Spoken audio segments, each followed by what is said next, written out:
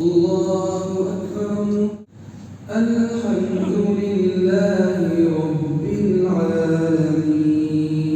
العالمين الرحمن الرحيم مالك يوم الدين إياك نعبد وإياك نستعين اهدنا الصراط المستقيم صراط الذين أنعمت عليهم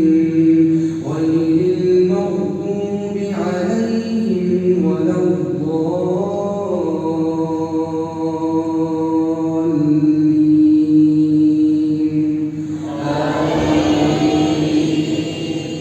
الضالين لن تنالوا البر حتى تنفقوا مما تحبون وما تنفقوا من شيء فإن الله به عليم كل الطعام كان حلا لبني إسرائيل كل الطعام كان حلا لبني إسرائيل إلا ما حرم إسرائيل على نفسه من قبل أن تنزل التوراة قل فأتوا بالتوراة فاتلوها إن كنتم صادقين فمن افترى على الله الكذب من بعد ذلك فأولئك هم الظالمون قل صدق الله فاتبعوا ملة إبراهيم حنيفا وما كان من المشركين فمن افترى على الله الكذب من بعد ذلك فأولئك هم الظالمون قل صدق الله فاتبعوا ملة إبراهيم حنيفا وما كان من المشركين إن أول بيت وضع للناس للذي ببكة مباركا وهدى للعالمين فيه آيات بينات مقام إبراهيم ومن دخله كان آمنا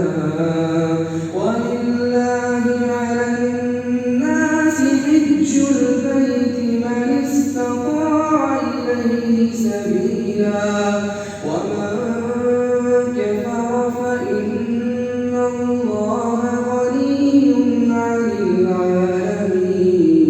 العالمين قل يا أهل الكتاب لم تكفرون بآيات الله والله شهيد على ما تعملون قل يا أهل الكتاب لم تصدون عن سبيل الله من آمن تبغونها عوجا وأنتم شهداء وما الله بغافل عما تعملون